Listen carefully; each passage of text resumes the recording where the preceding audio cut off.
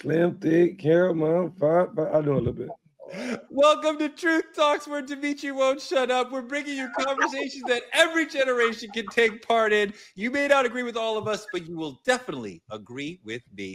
Seriously, there's something for everyone on the show tonight, especially Dr. Sarah going in on Passport Bros. It's Truth Talks. Let's go.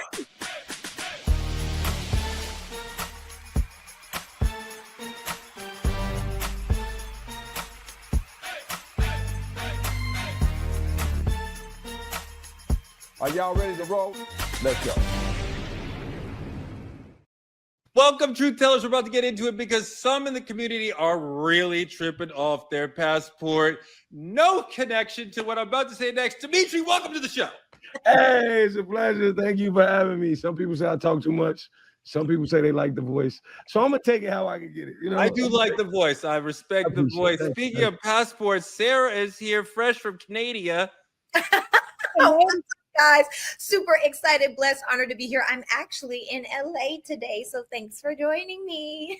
And of course, Dr. Cheyenne Bryant is here. Wouldn't be Truth Talks without Shy. What's up, y'all? What's up, my Truth Avengers? Y'all remember me from season 1, lighting y'all asses up. I'm here on season 2.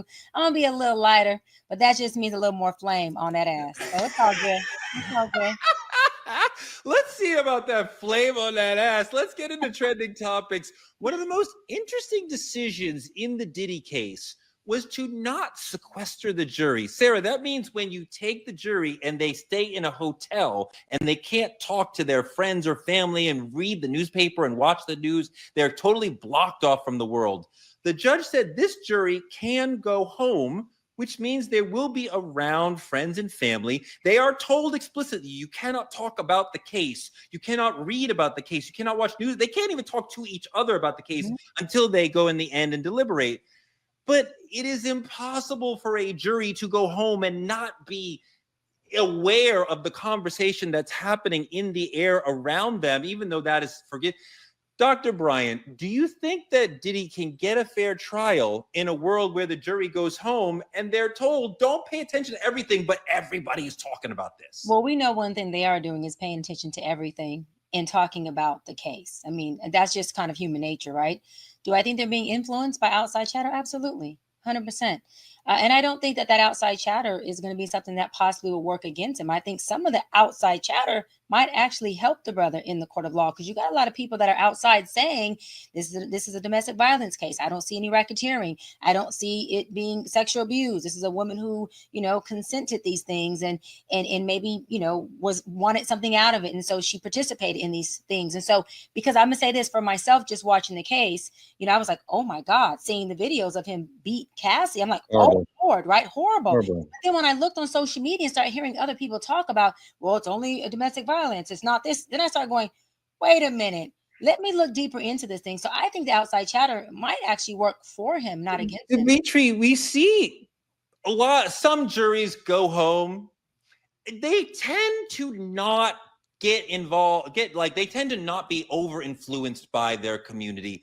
I know it seems hard to believe, but a lot of studies say they tend to respect what the judge says and not be over influenced. Do you think that is possible when the news about Diddy is so loud in every community? To be honest with you, in all actuality, in my opinion, I think it's nearly impossible to tell them not to mingle, not to pay attention to the chatter when they go home. It's all for nothing. It's just talk at this point. You saying it means nothing.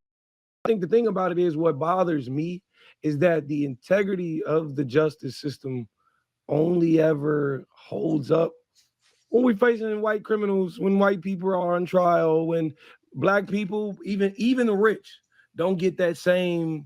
We don't get that same isolation. We don't get that same privilege. And I, frankly, personally, I hate it for him. Sarah, it's a rough situation for him. A lot of the community is like, baby, he's innocent of these things. I mean, if they're hearing folks chatter, they may be getting an earful of it's not really racketeering. I mean, I think it's racketeering, but a lot of people in the community think it's not racketeering. What do you think? I whether I think it's racketeering or not, I don't think they've done a good job of making it clear that it was, which leaves there's reasonable doubt that it's not, right? And so I do think that one of the biggest mistakes that they made was by not sequestering these people, because when you look at the bigger cases in the past where they were sequestered, you know, you have O.J. Simpson, that was 265 days. It's the longest in American history how long the jury was sequestered. You have Bill Cosby, you have Casey Anthony, you have George Zimmerman, you have Derek Chauvin. So you have all of these people that were sequestered, and for good reason, because the truth is, regardless of how much we think for ourselves, we too, even as adults, even for critical thinkers, we're still to a level impressionable. Yes, so but here's one thing, Sarah. One thing, Sarah, you're the judge, and you are also thinking about the lives of the jurors. And so with OJ, 18 people, because it's 12 jurors and then 6 alternates, put their lives on hold for almost a year. This trial, we knew from the beginning, was going to be 2 months. So you're asking parents, workers to say, stop your life for 2 months. That's asking a lot of jurors. Yeah, and it's asking them to do it for free at that. But I still think, regardless, if you want to give a man a fair shot, then the only way is to make sure that people are relying on their own thought process and not their partners when they lay down in the bed, or their girlfriends at work, or hearing the water cooler talk, right? This has been the thing that is forced down all of our throats since it started. I am tired of this case, to be completely honest. I don't even want to talk about it. So I'm so not tired of this circus that I can take another 8 weeks of this. But I, you know, you feel like if you're in the courtroom hearing everything, and you outside the courtroom are not hearing everything at all, I'm not even listening to you. I'm getting all the information. I'm seeing these people in real time, understanding how they, right? I mean, it's because all the things about tone and body language that reflect how we feel about a human being is speaking. We sitting outside of the courtroom, out of the Diddy courtroom, we have no idea about any of that stuff. I just feel like the jury feels like, I know so much more about the situation than you. Like, I can't even talk to you. The judge told me not to talk to you, but I can't even talk. You know nothing about this compared to me. But they watch Truth Talk Story. We've been talking about this for like 2 weeks. Right. They watch the show. Hell yeah, brother. Well, let me tell you somebody else who I think is going to be watching Truth Talks very soon, NBA Youngboy. Because Trump gave him a get out of jail free card. I guess Dr. Bryant would say he gave him on a reverse Uno card, and he's out of jail. Trump keeps pardoning black people. It's like the nicest thing he's done for black people all year. He gave a presidential pass to Larry Hoover, to others. I wonder why. I have an idea. Roll the clip, Lori, because we fired Jody, so now it's Lori. You mentioned the NBA Youngboy. He's also in the past part in Kodak Black. They're trying to appeal to black men. Of course. So is this about that, or is it about Larry Hoover? Their intentions are impure. But I will be honest with you. I'm fine with pardons. I kind of agree with you, Sir Michael. Like, if he's 75 years old, yes, because it's impossible when you think about the 230 plus people who were shipped offshore to a torture camp. When you think about this president who breaks the law routinely, convicted of 34 felonies right here in New York. When you think about the number of people, we've just decided in this country that these laws and these rules are pixie dust. The Constitution, who cares? Who cares about the emoluments clause? Give me this jet. Who cares about the 14th Amendment? So at this point, we have to ask, what is the law? So why do laws apply to some people and not the other? So if it's time for Larry Hoover to say, yeah, fine, then pardon Larry Hoover, but also let's look at all the other cases instead of caging people like animals who have been in jail for decades, in prisons for decades, for a dime bag of marijuana. When I see white boys walking down my street in a gentrified neighborhood smoking it freely and openly, you have to wonder, yes, there is something wrong with our criminal justice system. Respectfully, it is not as simple as, well, if you don't want to go to jail, don't break the law. That is spoken from a place of privilege. And if you look at facts and history and data and statistics in this country, you will see that there are so many people. There are so many people who are in prison. We do have to leave it there. Dimitri, I cannot express how much I love Tiffany Cross, who's a friend and a political warrior and always coming with the noise and the funk just like that. She brought up 2 issues. I want to decouple them and talk about one and then the other. Marijuana is second, right? First, are these pardons a plea to pull in black voters? Yes, they are. And there is a black pardon czar named Alice Johnson, who Trump pardoned in his first term, who is the one who is saying, hey, we should pardon this person. And these are politically chosen pardons to woo in Black voters, right? And I wish I felt like there was some genuine feeling of like, well, this person deserves to be pardoned because something wrong happened in their case.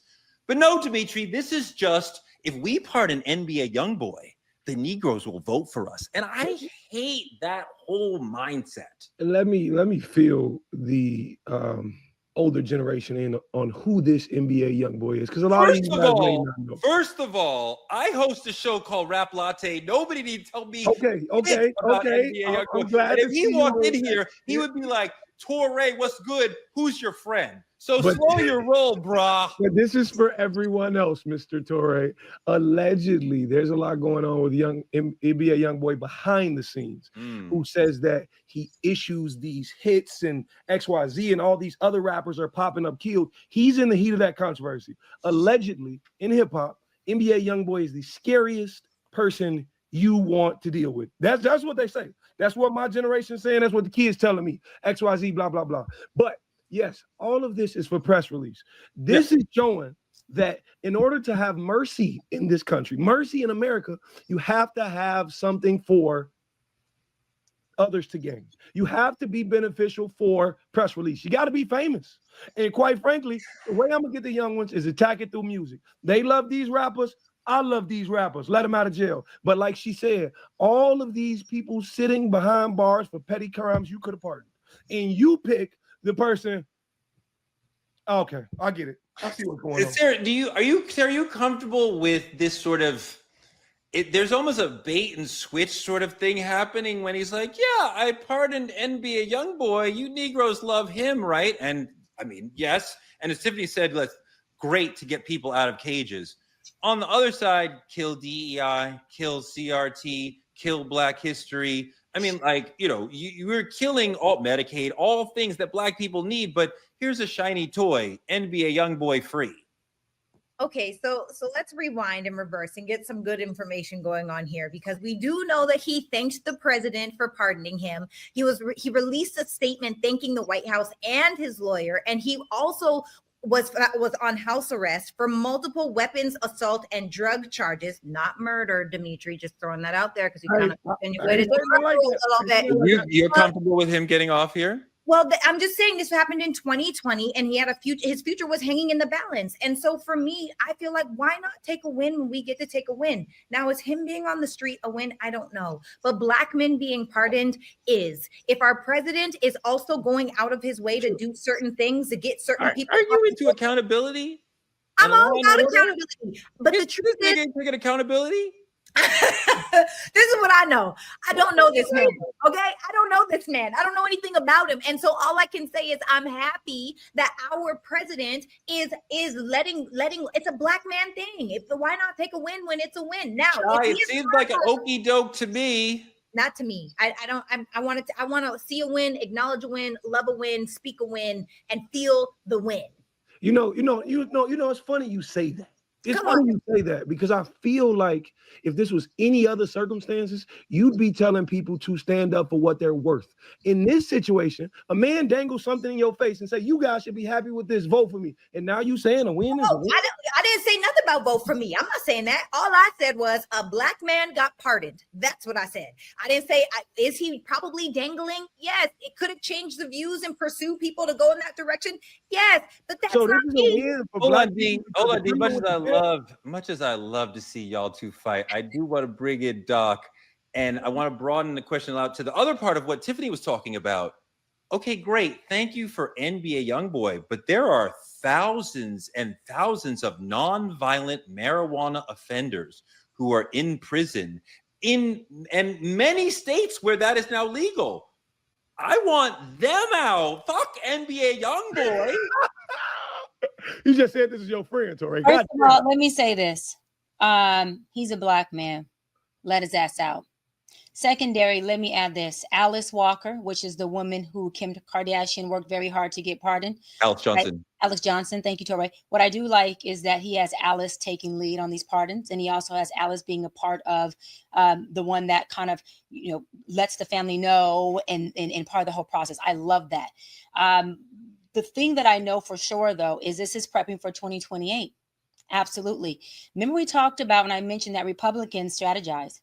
Dems don't do well with that. So this is a Republican strategy to say one or two things.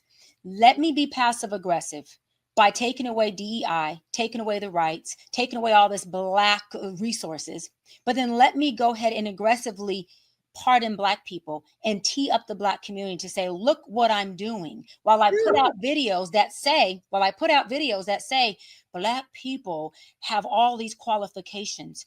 I would have loved to have been a Black person with these qualifications at this time because they're the ones that are winning. So it's a passive aggressive movement. Let me tell you why. He did it in the 2024 election when he won. He had Rick Ross.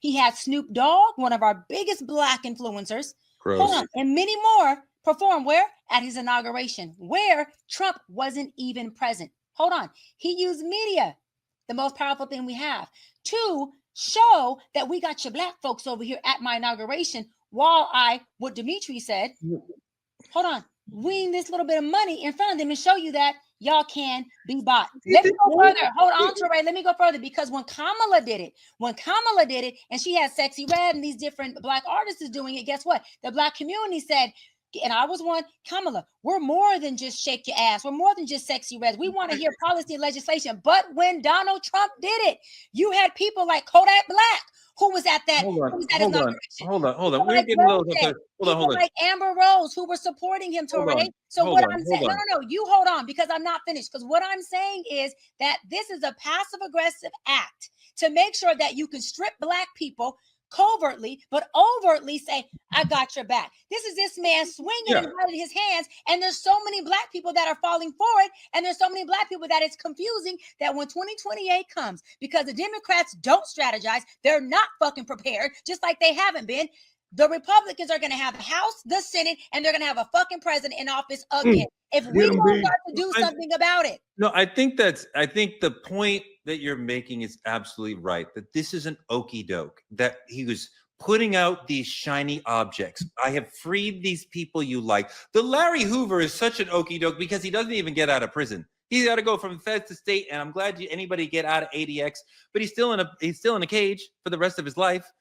You know, Trump is giving us these shiny objects. When he got Snoop Dogg, I'm sorry, baby, listen.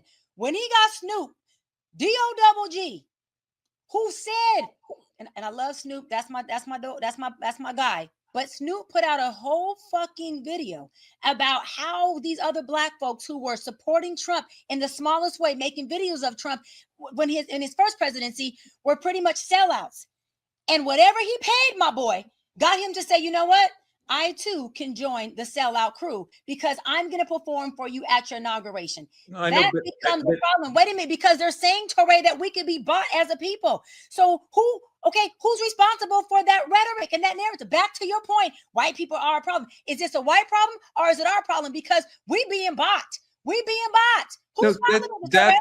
Correct, that this is a way of buying our loyalty while you, as we're saying, that while you're doing actual harm to the community in DEI, CRT, history, eliminating positions, eliminating history. But I gave you this little trinket. NBA Youngboy. But I gave you back, and I love my brothers. That's why I say, whoever can be pardoned that's Black, I'm all for it. But I gave you back a criminal. I'm not being fucked up. I'm being real. But I gave you back not the man who, like Tiffany said, who's selling weed on the block, because when we became legal, now Black market became illegal. So you got brothers who were making a living from that, and you letting white boys come into their neighborhood and put up a dispensary, taking away their money. Come on, this shit gets so deep, man. It's so deep. It pisses me off because, again, you got people who are lining up to say, well, he's doing this, and I want NBA. I want everybody out, okay? But when you're giving us back our criminals, and I'm not saying he's going to get out and do it again, but the repeat rate is pretty high, but you're not giving us back the brothers who you know can go into leadership positions, who you know can run for president against you, who you know will put you to shame. You're not doing that at all. So what you're doing is passive aggressively, you're punching us and you're hiding your hands because, to my point of what Kamala thought, you can just buy us or provide entertainment, and we're going to run to the fucking polls. But guess what? We got to change that up. We want legislation. We want policy. We want people who are going to run black. We want people who are going to stand black. And even if we lose the race, we win the fight, because black people get to see what it looks like to represent a black community. And we're not selling out. We're not being bought, and we're standing on what it is. And that's the type of attitude we have to have. Otherwise, y'all going to have to team me up and have me run, because it'll be a whole different presidency. Straight Dr. up. President. No, I love that. I love that. I hope that there is actually a fair election in 2028.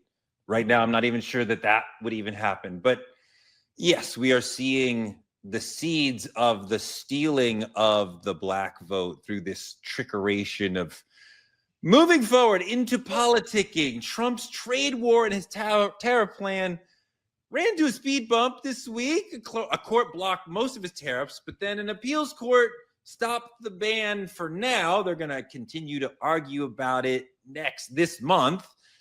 So are we tariffing the whole world or not? I'm not even sure. There's one CEO says she knows what to do. Lori, roll that clip. First of all, I anticipated it. I expected it. I planned for it. Why? Because the incoming administration told us very clearly what they were going to do. I mean, the entire time Trump was running this second time, he kept talking about tariffs. So I don't understand why the 50% of the country that voted for him are now shocked by the tariffs. There is literally nothing he has done since coming into office that has shocked me. Sarah, you're way in the business community. I mean, like, this sister is saying she was prepared either way, and we should just start planning for the worst, because the man we knew was going to just drive off the deep end in this tariff situation. What do you think about what the sister is saying? I agree wholeheartedly. I feel like we should expect the best, but prepare for the worst. And I feel like those who are not prepared are the people that oftentimes get smacked by the circumstances that are happening. Even personal story. You know, I was having a conversation with my mother, who has a lot of stock. My mom and my dad, they have stock, right? And my mom's like, "Oh my God, I've lost so much money. I should sell. I said, "Do not sell your stuff," because if you go back and look at history, 9 out of 10 times, literally, the stock market that has fallen back or gone into recession has always come back 9 out of 10 times. Will always recover. Covers. And so whether it would be 6 months or a year, don't do it. But what do? They use fear tactics for people that are more emotional around their money rather than strategically planning to buy more, while the rich are over here buying way more. And now they got way richer when the stock market recovered. And so it's the truth. I wholeheartedly agree. I'm not surprised by anything that Trump does. In fact, I mean, I could say a whole bunch of things, but I would be crucified. But a lot of the things that we talk about, say some of them. No, I don't. One of them. Sarah, this is Truth Talks. We ain't doing that, sis. Say it.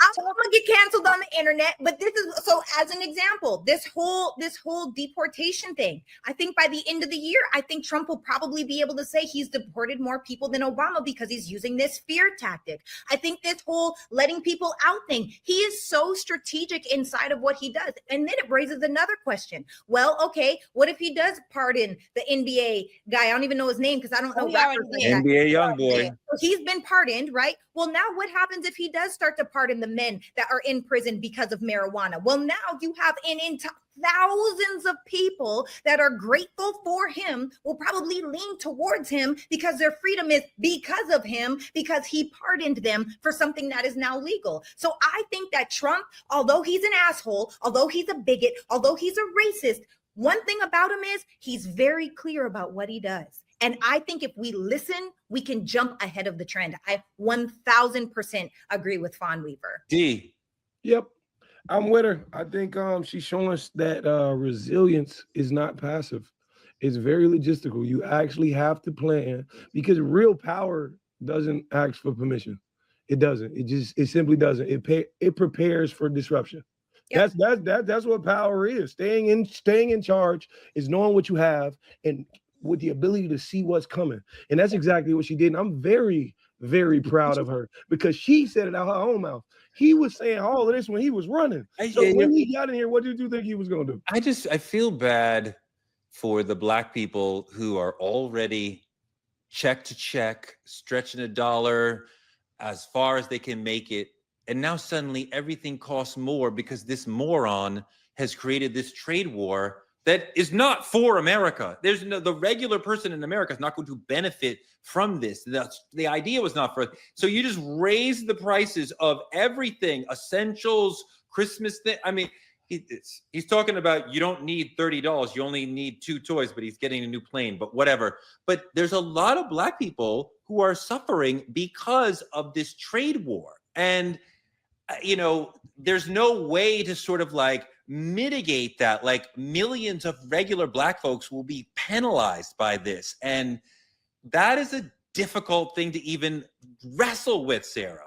Yeah, I think sometimes even if you're living paycheck to paycheck, if you could muster up an extra $100 to either invest that or get what's necessary, because if you guys notice, mark my words, guys, mark my words, you've heard it said a thousand times. You know what Trump is talking about now? Blackouts. He's talking about the grid going down. How many people are currently prepared for if there is no running water, if there is no electricity? You got a prepper. Pardon me? You got a prepper. It's a doomsday prepper. Right there, doomsday prepper. Wait, there what? You go, right there. The grids go down. Oh my God. I'm trying to let y'all know right now. So if you can muster up, do you know in my garage right now, and this is for years, you can go on to Amazon and buy survival kits. Get the little books that How many cans you got? How many cans you got? I'm set. I'm good. For how long? I'm good. 6 I'm months? good. Oh, way longer than 6 12 months. months? This is funny to that motherfucker go down on you, Torre. And you sitting in that motherfucker. You need batteries. You need flashlights. You need you need water packets, right? You need sanitizing things. You need food that can be in vacuum-sized bags. You have vacuum food? Yes, you can order it on Amazon. You can order it on Amazon. Okay. Military food. She ain't playing. She war ready. She war ready. I'm trying to tell y'all, you have to be prepared. When I'm not, my mom. You have a gun? Green thumb. Of course I have a gun. Oh my God. I have a gun. Of course, and I shoot my daddy. Okay, my daddy was in the Marine Corps. He don't miss. This man is a sniper for real, and I shoot just like him because my daddy taught me how to shoot. So I see what you say. Y'all got to get clear. Y'all got to get your houses ready. Trump is telling you what's going to happen, and if you are the person that is not prepared when the grid goes down, or when we don't have clean water, or it's on you. I want to say this, and sometimes I got to speak directly to my people. It's a lot of y'all voted for his. This to the listeners. A lot of y'all voted for his ass, and this is the fuck y'all get because y'all wasn't listening to that man when he was talking, and nobody wanted to take accountability for bringing this shit on. Now this shit's here, and y'all looking at tariffs and saying all these bad things. Look what he done. Now we got higher consumer prices. You got manufacturers losing their job because shutdowns and all of this extra shit. Y'all did this to your goddamn selves. I told you not to vote for him. And now he's gonna pardon all the dudes who are gonna go back in the hood and do the same hood shit. I'm sorry to be the bad guy. Shoot the mess. Messenger. All of that plus the destruction of democracy and the end of the system that we have prized, that really tried to make life better for a wide swath of people. And now we're here. Okay, so we're going to lay out plans over the course of the season and pay attention to this because, somebody has to. That's the Truth Talks way. That's what Lori wants. So that's what we're going to do. In our main topic, let's get ready to rumble. The topic is Passport Bros. If you touch the topic with your hands, you'd burn your little fingers, Sarah. I'm talking about men who go to small, poorer countries to find women who are less powerful, have fewer expectations, and are thus going to be perhaps more submissive and pliant than American women who want their own jobs and their own bank accounts and their own agency to do and wear whatever they want. Who needs all that? This is a hot, triggering topic. My man J. Cole made a whole song about Passport Bros. The Passport Bros, but we ain't shelling out cash for a hoe. No, I'm a little old fashioned. Coast to coast, out the show, coast smashing. Shots of Class A, me and Lil Basse in Barcelona. The news just dropped, I'm a Barcelona. What can I say? Tell Coach Cliff to suit me up and I'll play. I'm winning. We at Tate Mayfair, you can't get in. The little back room where not many fit in. The prettiest girls all be grinning. They say I'm their favorite. They want me to lay with, it's blatant. Now we on our MIA shit. We just hit Playa. They playing a dirt song, then I'm on fire. A little red bone, she look like Maya and want me to try her. Oh Lord. Oh, Sarah's traumatized. She had to listen to hip hop for 30 whole seconds. But look, there's a whole story of how this passport bro movement started. Lori dug up the clip. Lori, run that clip, please. Began back in 2011 when a filmmaker by the name Al Grease made a documentary called Frustrated, and the subject of the documentary was black men who were American and were frustrated with the dating scene in America, and so they went off to Brazil to find more feminine and Brazilian women. Fast forward to 2023 and this movement has expanded, it's blown up, and it has become a very divisive subculture on the internet. There are many people, especially women, who are disgusted by the passport bro movement, and they basically see it as glorified sex tourism. When you pay attention to the passport bros, like they're getting women from like the DR, Colombia, Yes. The Philippines, Thailand, like women that can speak very little English, women that don't have education, women that need them. Woo, Sarah, definitely sex tourism. Is this sexism? Oh, great question. I don't think so. You know, the thing that stood out to me in the video is he said more feminine women. And the truth is, I think that's kind of true. I think a lot of women here in America are very much inside of their masculine, have super high expectations, and then also kind of weird with no standard. So I do think that to an extent, I can understand why they would go because, you know, the women, these, but here's my question, actually, in all seriousness. Because I also do feel like one of the things that they are not expecting for the passport bros that go overseas is they're not expecting to have to pay the bills of those women, because please believe they are expecting a man that is going to be a provider so they can be this softer domestic women. Why can't men be that way with American women? Well, first of all, their bills are about -3% to the comparison of the bills here in the U.S. That's one thing that men are doing. I have guy friends who frequent Colombia and DR because of they don't call themselves this, but obviously by definition, they're passport bros. And I even have a good friend who says once his son turns 18 and is done with high school and enters into college, that he's actually moving to Colombia and gonna find his wife and set up shop there because he said it's less expensive. He also said that not just men, but black men are very much in demand there. So if you're a black man from the States, they look at you as like, you know, you're this Michael Jordan of the men just from being in another country. And he did say that sex is easier. He said that the submission is there, and it really doesn't cost anything to care for these women because they are in third world countries most of the time. The cost of living is extremely low, and you can go there and really have a great quality of life for them. So there's a lot of men who I know personally who are doing it, and this is their thing. It does feel like a rejection of American women and a rejection of women who have agency and women who know, hey, I am equal to you and I should be, you know, have rights and law, all the thing equal. And like, if you're like, nah, I don't like that, you can go to a third world country and get a woman who's like, yeah, I don't mind being subordinate. I expect. I'm like, if I felt like you were genuinely like, I respect Brazilian culture, I just love those women and I want like that. But like, Dimitri, they're out here trying to get somebody who will do whatever they want. And I think that you're seeing like American women have demands. They want to be seen as full people. I don't want to do that. You know, I don't think the idea of it is lacking femininity. I don't think that's the problem and why men are running overseas, XYZ. In my opinion, there is nothing, and I mean nothing, revolutionary about chasing submission. There's nothing revolutionary about chasing submission in economically vulnerable places. Men do it, but is it okay? Men do it in America. They go where the weak women are. That's what they aim for, right? And now we saying, okay, they found even what do you less mean by that? Look, so I'll give you an example. The thing about it is, there's places in America, and I ain't gonna call them out specific because people may frequent those that I may not. Right? There's places in America, say, where low vibrational people are, or people with low self-esteem might hang out. Let me tell you something. A man is not going to the gym to find one of these women who just gonna bow down to what he want to do. Why? Because that woman is in there on her own discipline. He understands. She knows her power. You mean trying to meet a woman like in AA who's in trouble, like that sort of thing?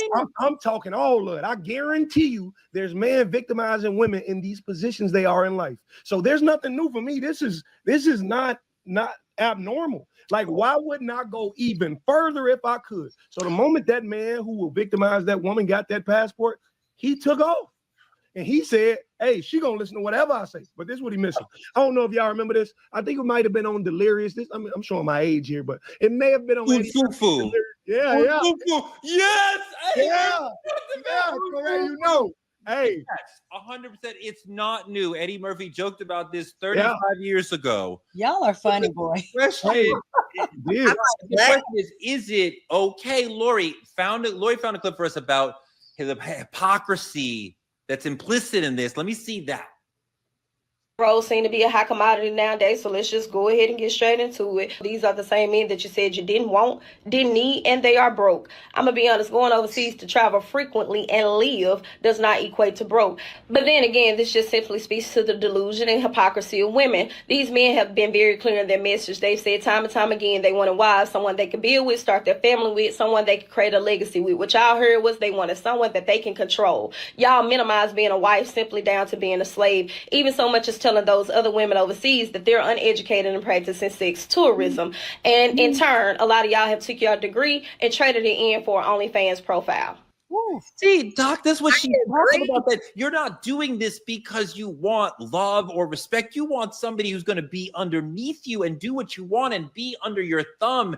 And I find that gross. I never set out to find a woman who would be underneath me. The notion was always like, it's going to be a partner emotionally, parentally, financially. It's not 50-50, Doc. I don't freak out. I just feel like we are like working together to like build a future together and like, not like Torrey gonna walk 3 steps behind me. That's what they want, Doc. But this is the thing, Torrey. What's wrong with somebody wanting what they want? We don't have to want it. It's a preference. If a man wants to go to Timbuktu to find him a wife who does Timbuk3, so be it. Hold on. You have women who say they want a husband who makes a certain amount of dollar amount. Who cares? Why are people so caught up in needing to agree or validate what people want or what brings them joy, happiness, or just satisfaction? It's not that. It's not that. I see nothing wrong with bros getting together with a passport, wanting to travel, whether they're just traveling to have a night of passion or they're traveling to meet a wife. I don't care, because those bros are not men who I'm looking to seek me or pursue me. I don't give a damn with them. This is my thing. Take your ass on over there. So it's less of you I got to deal with. I don't care. Now, if you're talking about a man approaching me or, us personally, a woman with you, and having that same desire, and it just doesn't fit you, and it's becoming a issue where they're projecting this, then you have a problem. Why do we have a problem with men doing whatever the hell they want to do? It's not our problem. This speaks to men hating women and wanting women to be with them, to have access to them sexually, without having to do something. These are American men who are used to American women who demand agency. And they say, no, I don't want that. I want a woman who won't demand agency. Lori, I want to put, there was another clip that Lori brought up. See, I'm so glad Dr. B got rid of Jody, because Lori's so much better. That showed a man going to another country and saying, I want you. And the woman going, well, are you going to provide for me? And so now you have to respect her, right? Because you have to give your earnings to her. So you're ready. And then he was like, oh, I don't know if I want to do all that. Like, however. Wait, there's women here in the States who do that. Why is everybody acting so naive to this? There's women in the States who do that. The only difference is, listen, when you travel, third world countries, cost of living is much cheaper. I have been to Belize and Dubai and India. Let's see the clip. Let's see the clip about exactly what you're saying. Lori, let's see that. The issue with modern men and modern women in the dating arena is that there are so many modern men that want traditional women without having to be traditional men. What am I talking about? Let me let him explain. And typically in an Arab household, the man usually is the provider financially. And that's just how it is. That is just something I wasn't prepared for. Most Arab women expect that. Just like most American people expect the woman to contribute half, or not half, But just contribute. but you're not dealing with an American woman. No, but she'd have to deal with some of my things though too. This was definitely not what I wanted to hear. I thought Moroccan women prioritize family over material things, and I was not anticipating that it would mean I have to be the sole provider for a household. I didn't sign up for this. So what do you mean? Providing is respect for the woman in action. He doesn't want to do that because he doesn't truly respect her. So First of all, they have the wrong bro. Another country to try to find a woman. That's the wrong bro. Respect. That's the wrong bro. First of all, that's all I gotta say. Okay, so look, guys, really quick. So if the reason passport bros, most of the passport bros are broke. Why? You don't see a lot of very affluent men saying, I'm a passport bro. You see a lot of men. Donald Trump is a passport bro. No, he's not. He would never claim that. Where's Melania from? Listen. This is the point. The reason why the men that don't have money are passport bros is because in order for a man to feel good about himself, I believe that he needs three things. He needs to feel good in his bank account. He needs to feel good in his purpose, and he needs to know who he is. And it's not until we have all three of these things. Oh, you missed one. You missed one. You missed one. What? Well, he's got to get that. All those things, yes, but he's got to get validation from women. Women got to be telling him something about himself. Validation is outward. I'm talking about inward. These are the inward things for a man to be. Oh, you think men have inner lives? That's funny. That's so really listen. This is the thing. If you guys look, Torre, if you men don't feel good in your bank account, then you don't respect yourself. So low-key, subconsciously, you don't expect a woman to respect you. If you are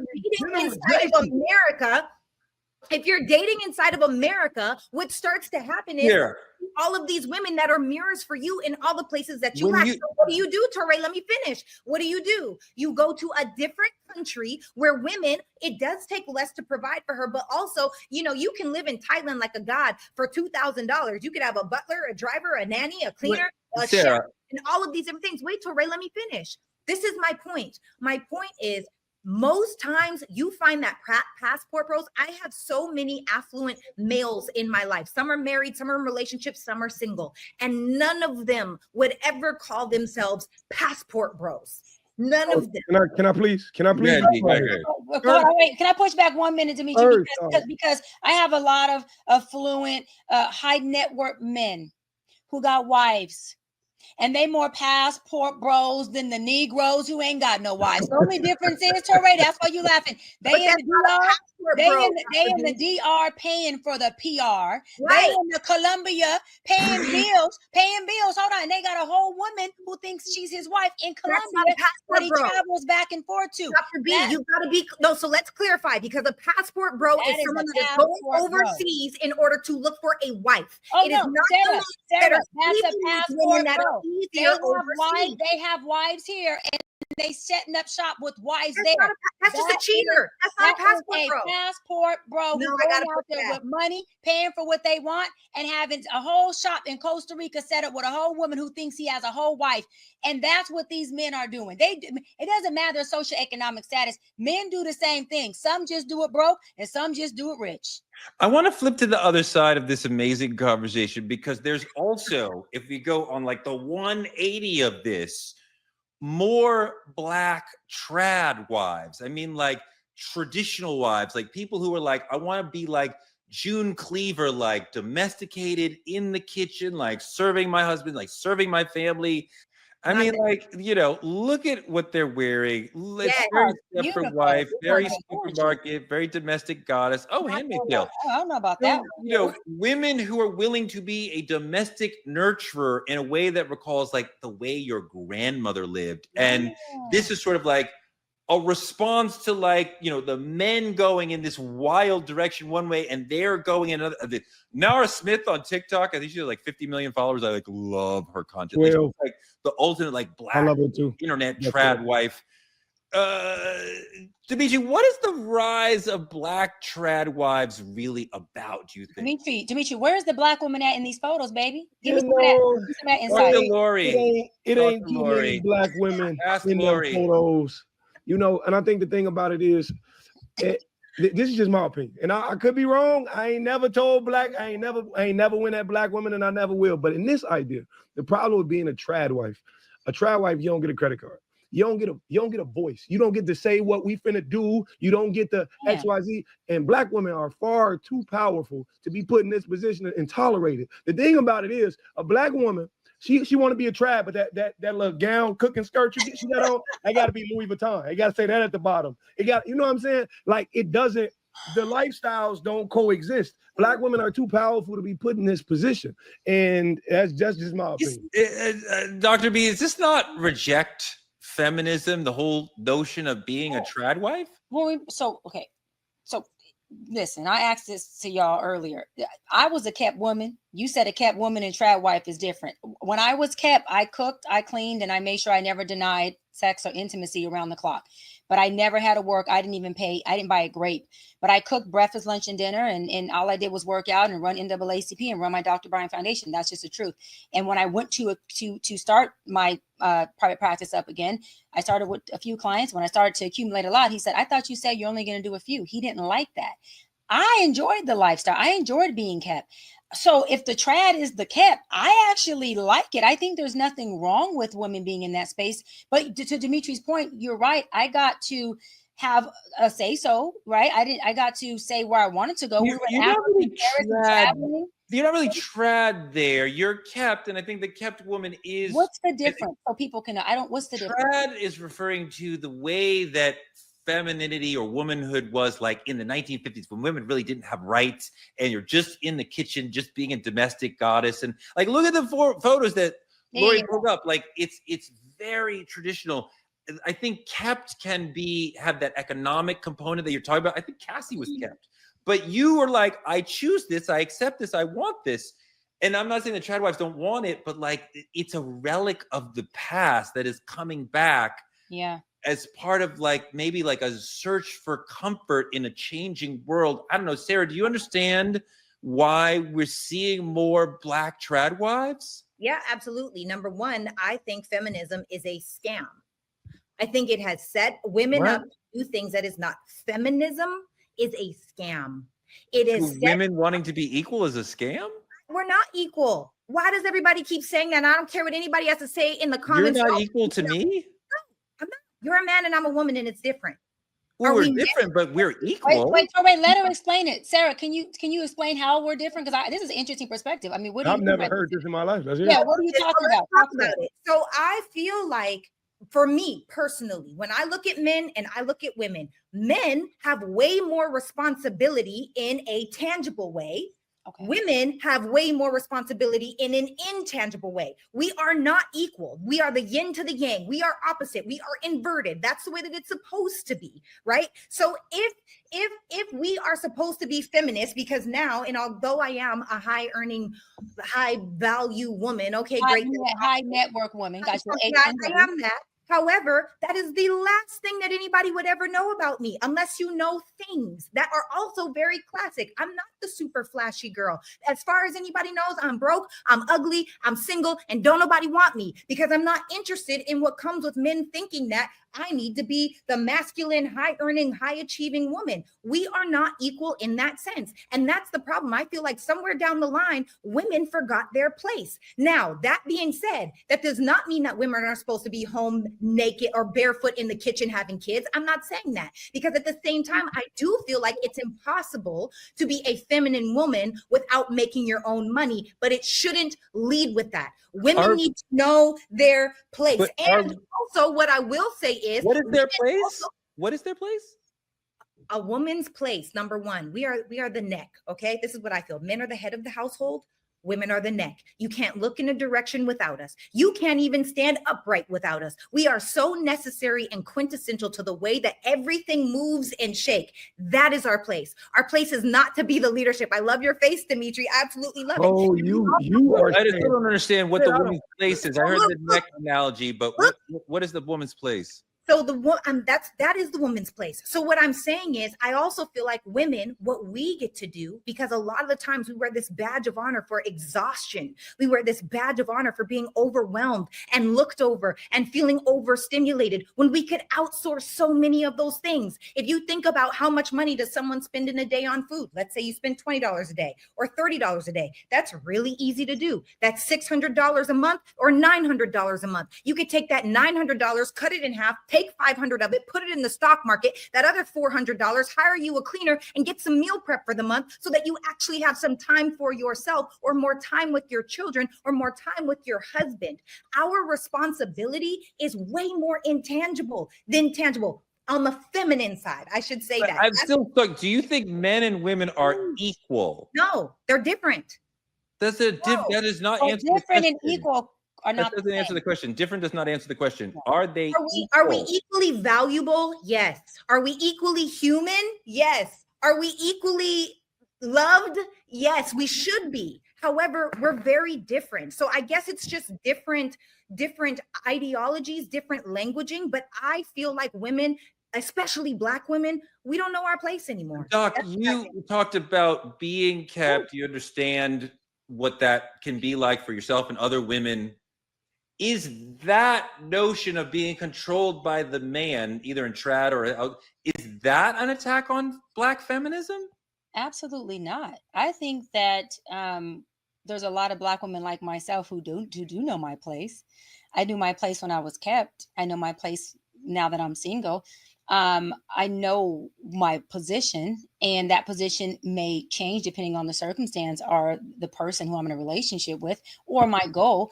And I also believe that being kept isn't an attack against feminism. I feel like a woman who's kept can have other responsibilities that actually empower and encourage and recharge the entire household, including the man. So I think that when you're talking about kept, if you're saying a woman who's just sitting there staring at a wall, then she's not a contribution. Sure. But a woman like myself who was making sure my man was fed, making sure he was sexually satisfied, making sure that emotionally, mentally, and spiritually, I was there having his back. And, you know, I traveled with him. I assisted him with things he wanted me to assist him with. And I didn't do it because I had to in exchange for my keptness. I did it because I actually genuinely love being submissive to my man.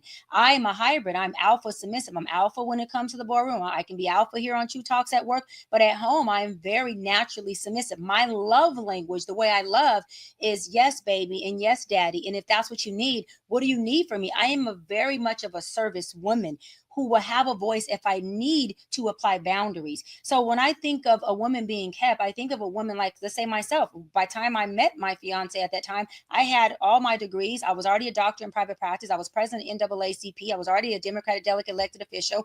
I was a powerhouse woman. He just took me out of that element and said, baby, look, chill out. And I said, shit, this is a refuge, a safe space. I need a motherfucking break. I am going to relax, be kept, and keep the household. You were contributing so much to society, and you continue to. The NAACP continued, the foundation continued.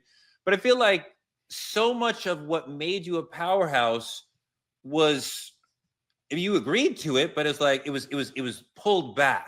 No. And you especially. That's true. Let me say something.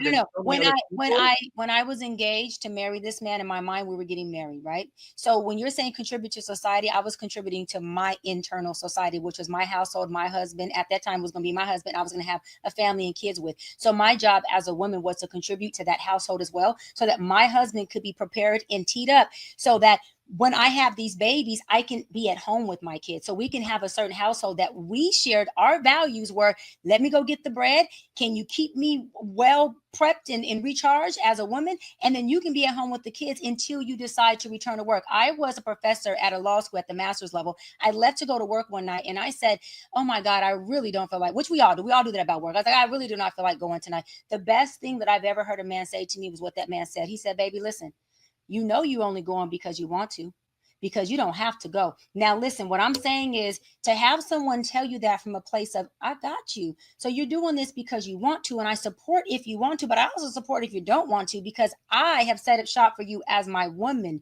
meaning the things that you would naturally have to do as a single woman, you don't have to do when you're with me. That is actually teeing up and empowering a woman's femininity. That is actually putting a woman in a place to say, I am empowered to do whatever I want. Love on this man and stay home, or go out there and get it. Because he wasn't intimidated by my power, but I chose to take my power, split it up, and give it to a man who I do not regret doing that for, because that was a great time and a great season. D, Lori wants you to play one more video because there is another part of this whole passport thing that we haven't gotten to yet. Lori, run that.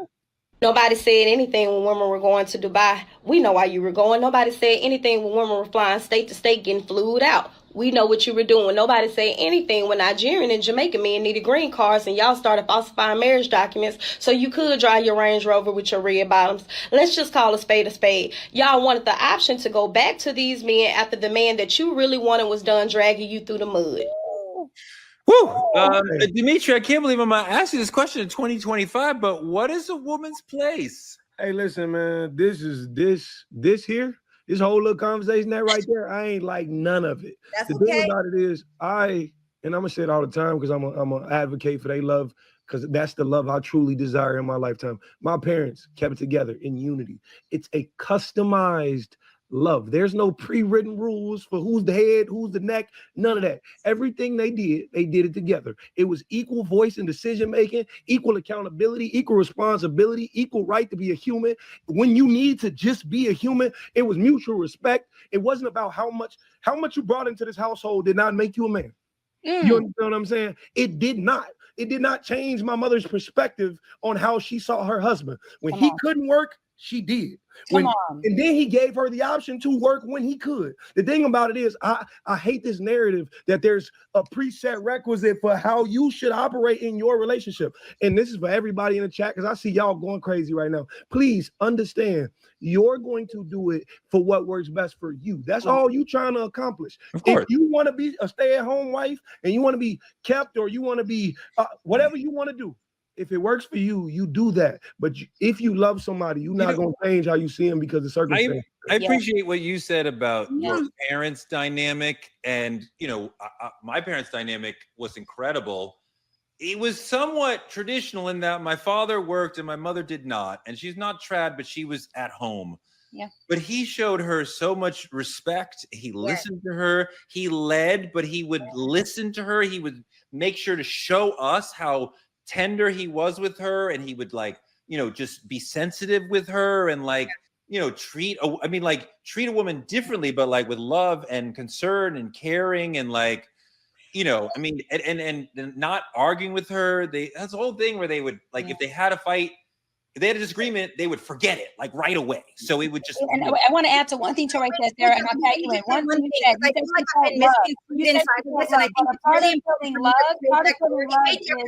hang on. Torrey, 1 second, I promise, just real quick. Because Torrey, you said he made her feel really loved, right? I think what a lot of women miss is that being provided for is a huge way of feeling loved by your man. That is a way of feeling loved. Yeah.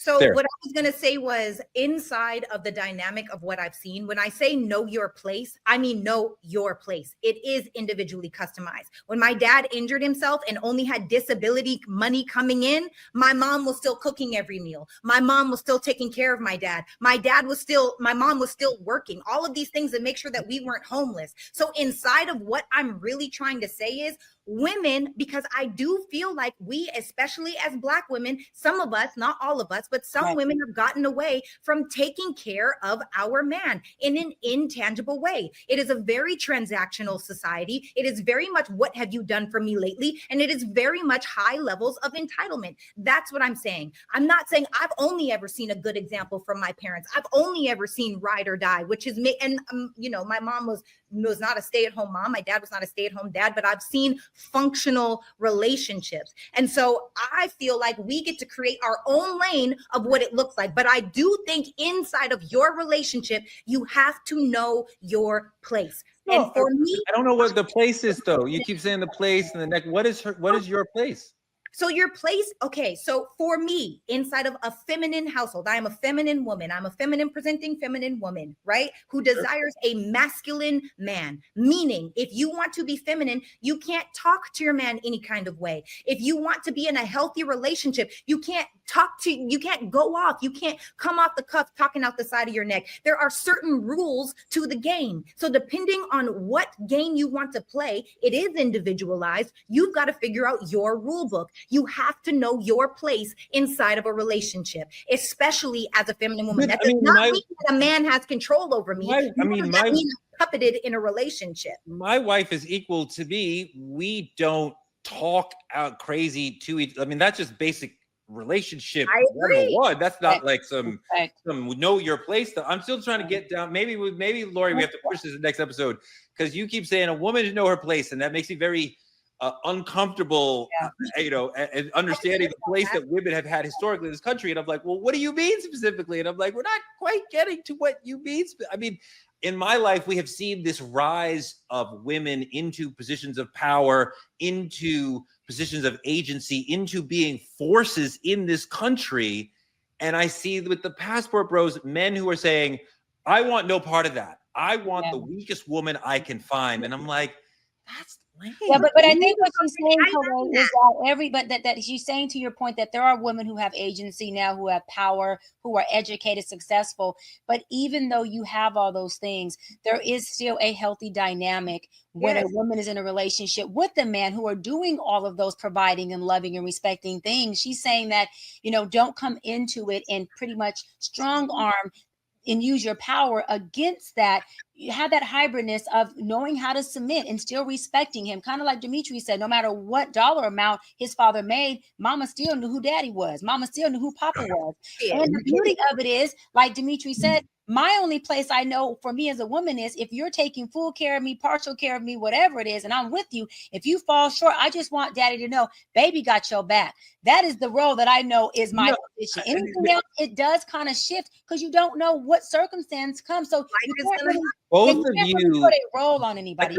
I know you just used the word submit, and I think Sarah used that word too. I know, but it my sounds wife different. would never ever use that word in relation to me. Even when we got married, and Reverend Rum was our officiant from Run DMC, we were like, we're going to say obey. She was like, no, I'm not going to say obey. I'm not going to promise to obey you. Are you fucking kidding me? And I'm like, hey, let's go. You don't have to obey me. Like, we're going to walk. But I think, for Ray, the thing is, I think even if we're not using these words or these semantics, all these words are action words. And when your wife came in to help you with your camera, that was her way of being of service. And that is a submission. She doesn't have to say it. She's not obeying you, but you said, honey, and she came very quick and was very, beautiful and sweet and helped you. That is an act of submission. That is an act of obeying. It doesn't mean obey like you're thinking. It's if I need you and you help me, you're in a place of service, you're submitting to me. I can submit to Dimitri. It's just my friend. Dimitri calls me and says, Doc, I need you. I'm going to submit to him because that's my boy. If Dimitri says he needs me to do something, I'm going to be in my service position to Dimitri or Sarah because that's what it is. So you don't have to go with the word if the word is weird, but the behavior, especially for you to have this long 20, 30-year marriage that you've had, y'all had to have submitted to one another. You've had to have obeyed each other at some point. Otherwise, y'all wouldn't be equally yoked. Can I say this? This is my last thing. I just want to say this because y'all know I'm manifesting. I'm always looking in the comment section. Please let it be known if you want this trad wife thing to actually find a space and we carve a lane for this. But Mrs. Wiley, if you out there listening, I'm going to put this in the air just for you, baby. Listen. You can be the head of the household whenever you choose to pop the motherfucker on the neck. I will play whatever position necessary for you to thrive, as long as you guarantee me the exact same thing. Call it what you want. His DM's about to be full right now. Oh my God. Oh my God. Well, if Dimitri wasn't such a YN, if he wasn't such a YN, I might have slid in the DMs after. But that's my little brother. That's my little brother. Oh my God. That is it for us tonight. What a show. Wow. I need a breath. Like, wow. So, Ray, you know what you need to do? That was You wild. know what you need to do? Go submit to your wife while she's submitting to you. And don't be in that act of submission. I tell you, in about 5 minutes, I'll be rubbing her feet. Like, come on, let's go. Whatever you need, there you girl. go. There you go. That is our show for tonight. Like, comment, subscribe at our YouTube channel at Truth Talks -Live. Continue to watch us simulcasting right here on the Black Star Network right after Roland Martin Unfiltered. Support us by advertising with Truth Talks and reach the 10 million folks who are in our viewing audience every day on social platforms. Small business and influencers, partner with us by visiting truthtalkslive.com and become a VIP member of the Lost Lover Boy Truth Lounge. What's really good? Come on, man. Come bring them on. Tell them what. Come on. As we talked about, Black media is under attack. So support us by telling a friend to tell a friend to come watch the Dr. B show and watch us every night at 8 p.m. EST and again on the West Coast at 8 p.m. PST. Next week, Attorney Ariva Martin, Judge Lauren Lake. We'll be back every night at 8 p.m. We'll see you later. It's